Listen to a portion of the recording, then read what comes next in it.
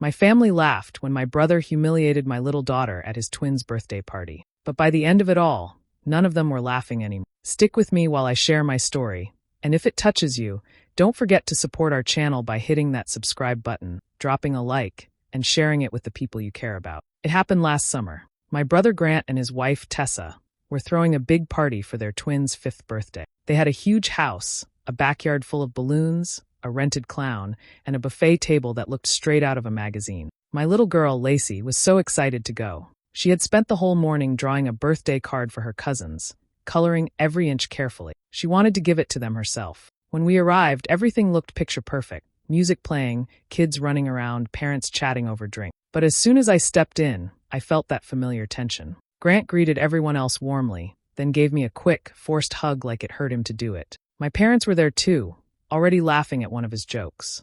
No one even noticed Lacey tugging on her dress nervously beside me. During the games, Grant gathered everyone around for musical chairs. The twins were handed shiny new chairs decorated with ribbons. Lacey joined in, smiling shyly. When the music stopped, she got confused and sat on one of the twins' chairs. Grant saw it and decided to make her the joke of the day. "Well, look who's stealing the spotlight again," he said loudly, just like her mom used to. Everyone laughed, my parents, my cousins, even Tessa. Lacey froze. Her little face turned red as tears filled her eyes. I told him to stop, but Grant smirked and said, "Relax, Nora. It's a joke. She needs to toughen up." The laughter grew louder. My heart pounded. Lacey ran to me, burying her face in my chest, whispering, "Mommy, why are they laughing at me?" I wanted to scream, but I didn't. I just picked her up and walked out. No one followed. No one asked if we were okay. In the car, Lacey sat quietly, holding the drawing she made. The edges were crumpled now. She looked out the window and said softly, "I don't want to go to Uncle Grant's house again." That broke me. When I got home, I sat in silence for hours. The laughter from that party kept echoing in my head. I kept thinking about all the times they'd done the same to me. The snide remarks, the mocking smiles, the way I was always the punchline. But this time was different. They hadn't just laughed at me. They'd laughed at my daughter. And that was the moment I decided things were going to change, for good. The drive home was quiet.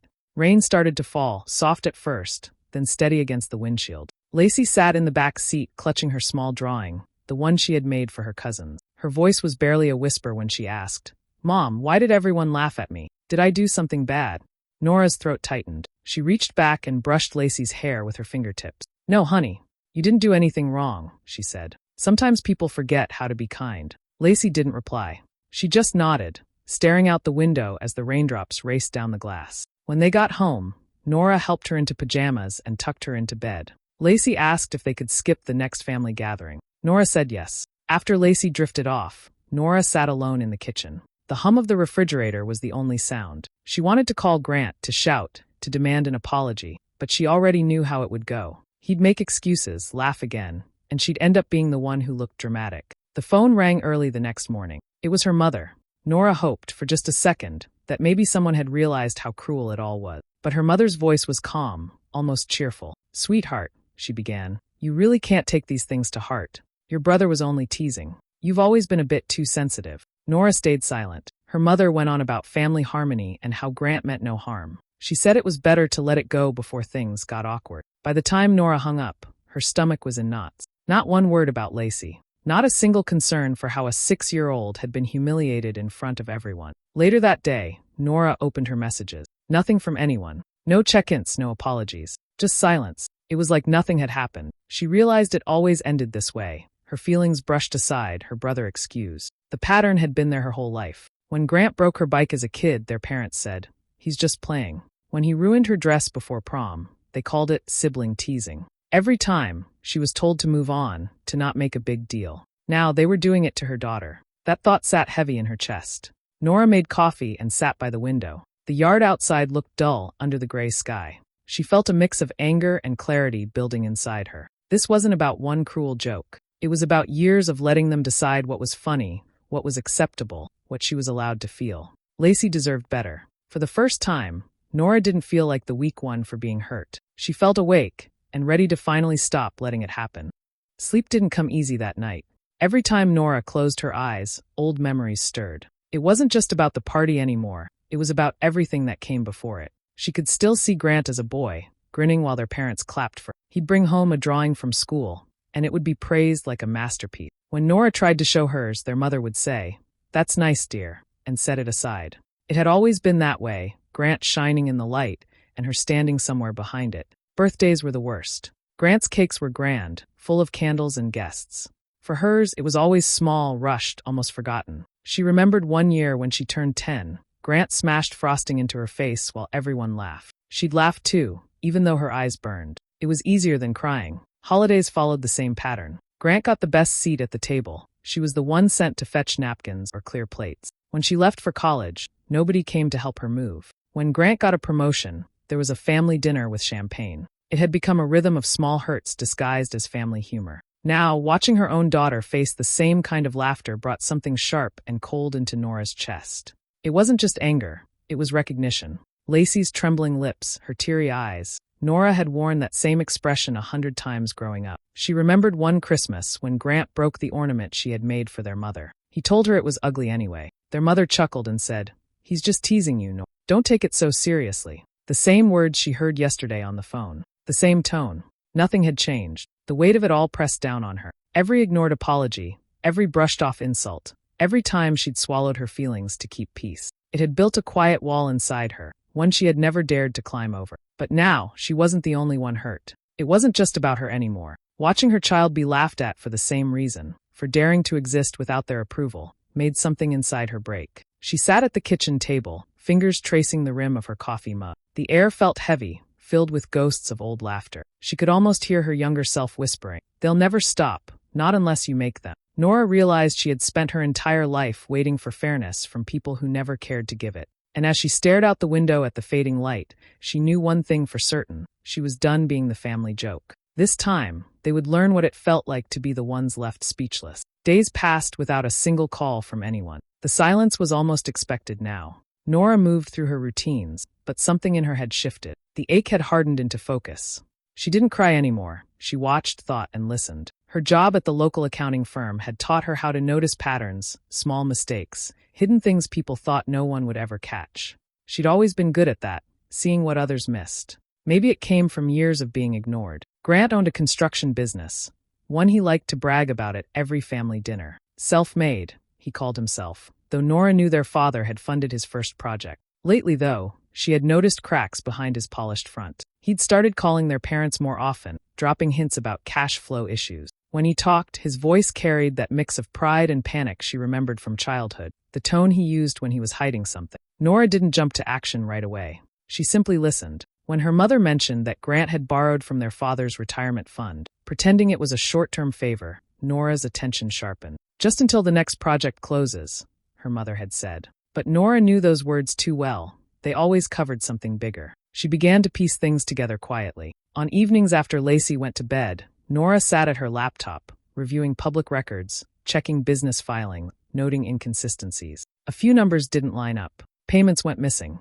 Contractors complained about delayed checks. The more she looked, the clearer the picture became. Grant wasn't doing nearly as well as he claimed. Every detail she found brought a strange calm over her. Not satisfaction, not yet, but control. For the first time, she wasn't reacting to him. She was steps ahead.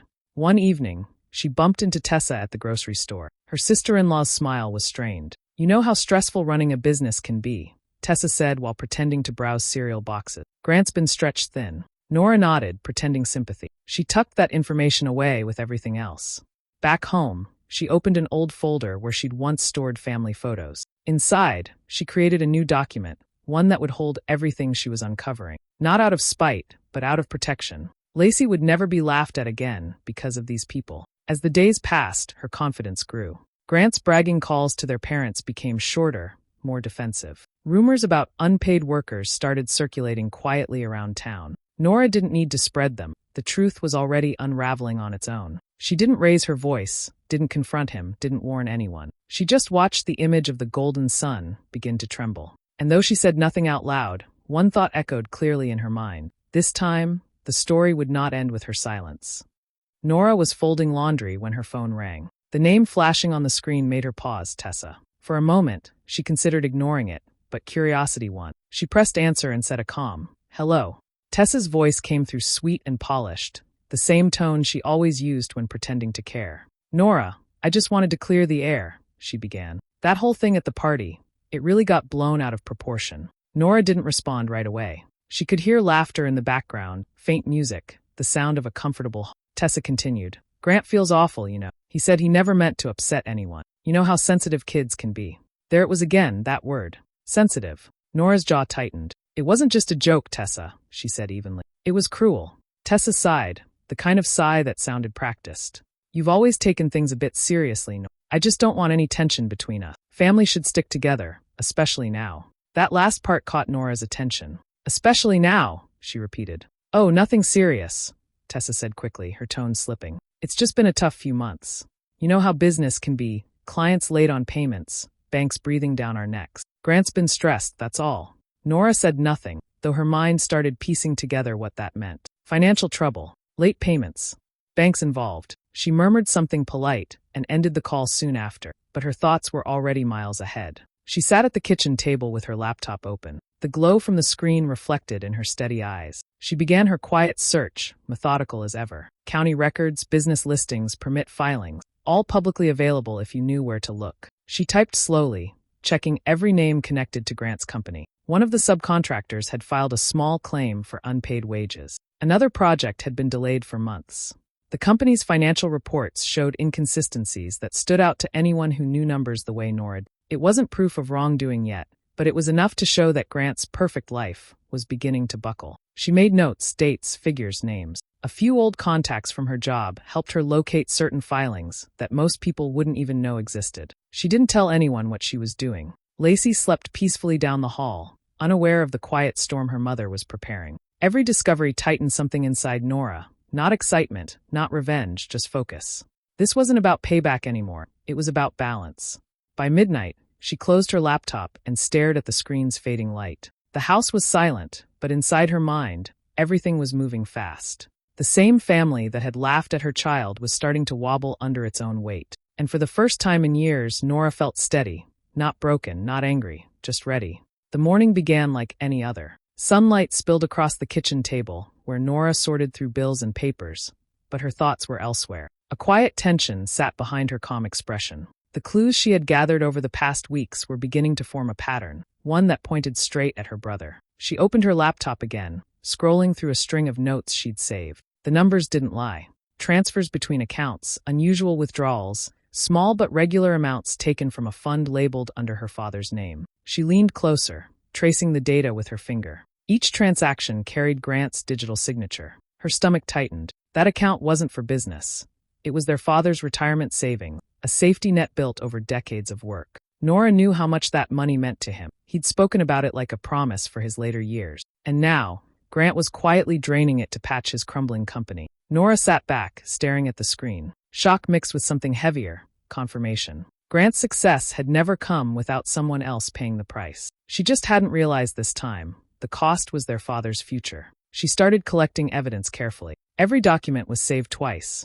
Once on her laptop, once on a flash drive she kept hidden in a small tin box under the sink. She printed bank statements and tucked them in a folder marked with a false label. Each click of the printer echoed in the quiet kitchen, steady and deliberate. While she gathered proof, the rest of the family carried on as if nothing was wrong. Her mother called one evening, chatting about a neighbor's new car, never asking how Nora was. When the conversation turned to Grant, the usual pride filled her voice. He's working so hard, Nora. You could learn a thing or two about ambition. Nora bit her tongue. She wanted to say the truth, that her ambitious brother was stealing from their father, but she stayed quiet. Not yet.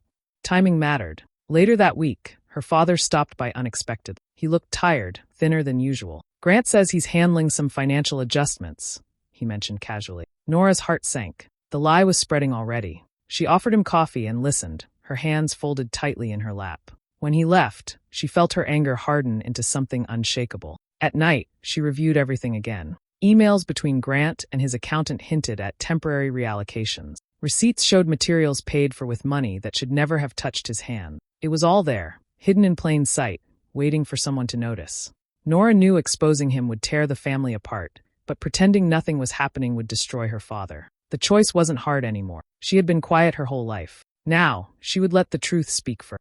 The invitation went out 2 weeks before Lacey's birthday. It was simple and friendly, the kind of message no one could refuse. Just a small family get-together. Lacey's turning 7, and she'd love everyone to come. She added a smiley face at the end, Casual, harmless, ordinary. Grant replied first, cheerful as ever. Wouldn't miss it for the world, he wrote. Tessa followed with a string of heart emojis. Her parents confirmed the same day. The others trickled in one by one, all eager to show up and smile for pictures, none aware of what Nora had in mind. The morning of the party was calm. Nora decorated the living room with pastel balloons and a banner Lacey had painted herself. The smell of vanilla cake filled the air. Lacey twirled around in her new yellow dress, humming softly. She had no idea her mother's mind was spinning beneath that calm smile. By noon, cars began lining the driveway. Nora opened the door with a practiced grin, hugging everyone as if nothing had ever gone wrong. Her mother complimented the house. Her father brought a wrapped box. Grant walked in last, holding a large gift bag, acting like the perfect brother. "Looks nice, sis," he said, his voice smooth. Nora nodded. "Thanks for coming." The kitchen buzzed with laughter and chatter. Tessa poured drinks, her gold bracelet clinking against the glass. Grant bragged about his latest project, using big words to sound important. Their parents listened proudly, unaware of the truth sitting quietly in Nora's drawer, the folder full of papers that could crumble his world. She watched them from across the room, her expression calm. Every smile, every laugh, every careless word felt like another piece falling into place. She played her role well, the polite sister, the attentive host, the mother making sure her child had a perfect day. Inside, she was steady as stone. Lacey opened her presents, giggling at the pile of toys and ribbons. Nora clapped along, keeping her tone light. But her eyes kept flicking to the clock. The moment was close.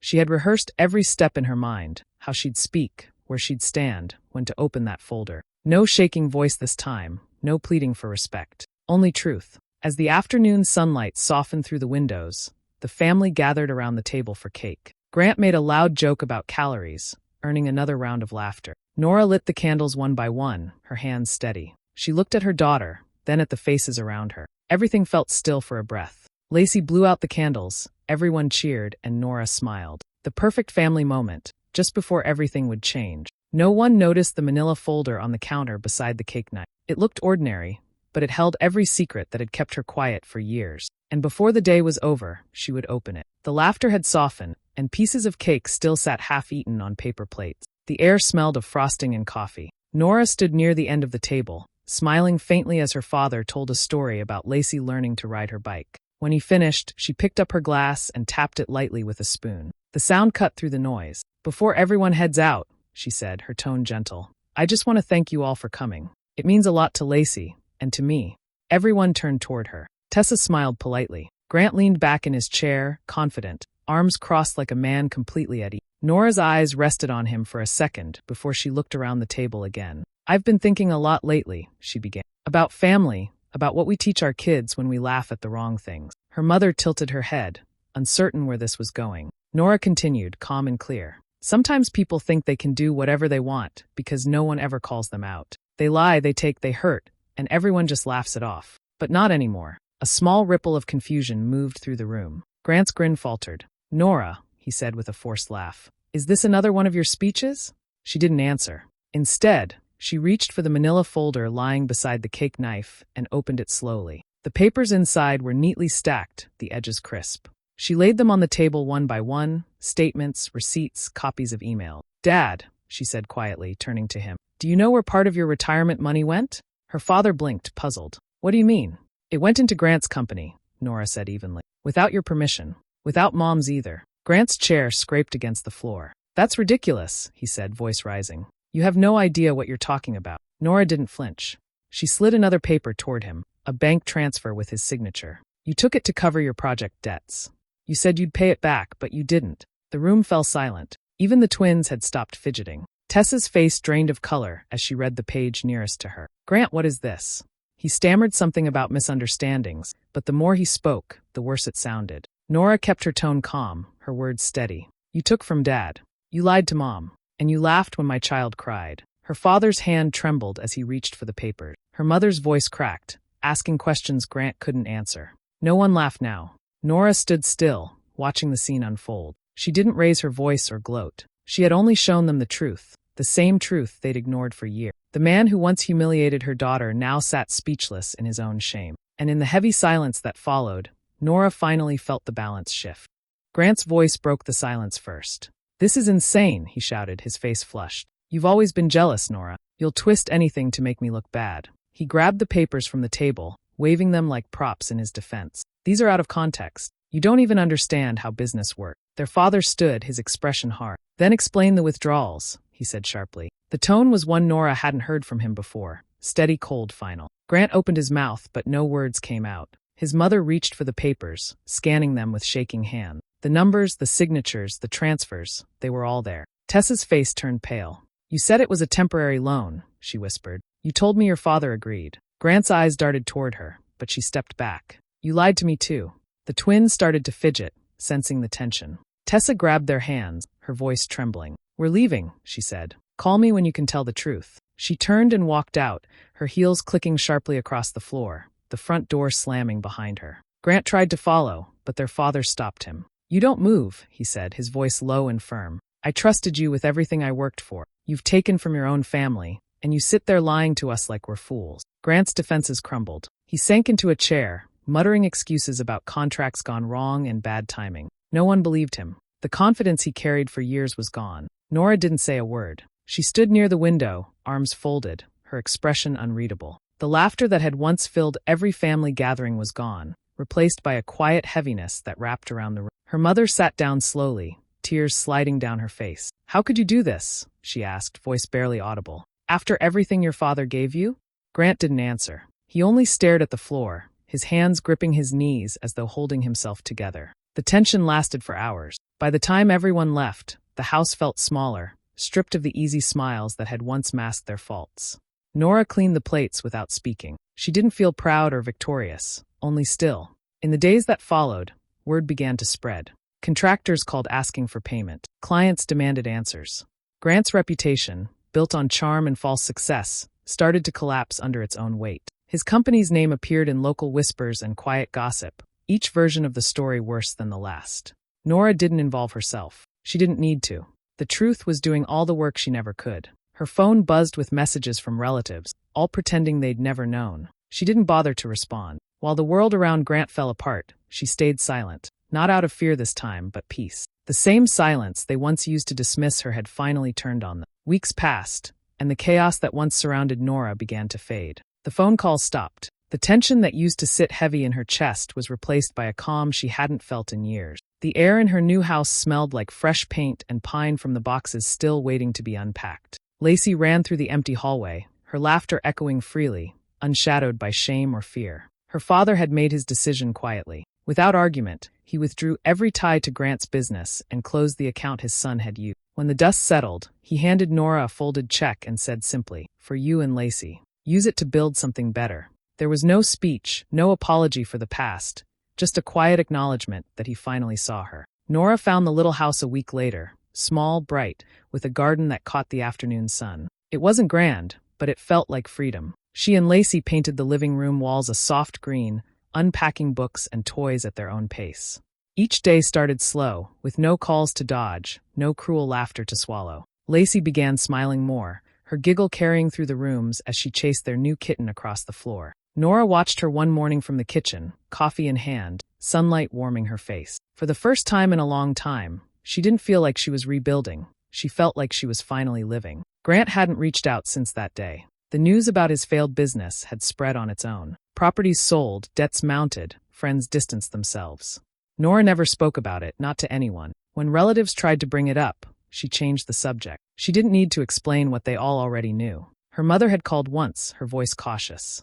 "Your father's been quiet," she said. "Things aren't easy for Grant right now." Nora only replied, "Things are peaceful here." And that was all. The conversation ended there. Every morning, she walked Lacey to the school at the end of their street. They'd stop to pick flowers on the way, laughing about silly things. Sometimes, Nora would catch her daughter humming softly, the same tune she used to sing before the party that had started it all. That sound alone made everything worth it. In the evenings, when the sun dipped behind the trees, Nora sat on the porch with a blanket around her shoulders. She thought about the years she'd spent trying to earn kindness from people who never intended to give it. Those days were gone now. Revenge hadn't come in anger or noise. It came in peace, in quiet mornings, in her daughter's laughter, in the simple fact that she no longer owed her family anything. She didn't gloat, didn't look back, didn't call. She just lived better. And that was enough. Do you think I did the right thing by walking away from my family, or should I have given them another chance? Let me know in the comments. And don't forget to subscribe and turn on the notification bell for more stories.